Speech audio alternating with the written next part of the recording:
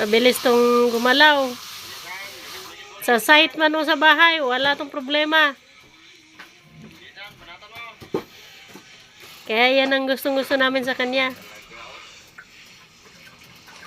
Hindi to pang patay-patay oras lang. Parang pakyawa na ba? Parang may laging hinahabol si Itong.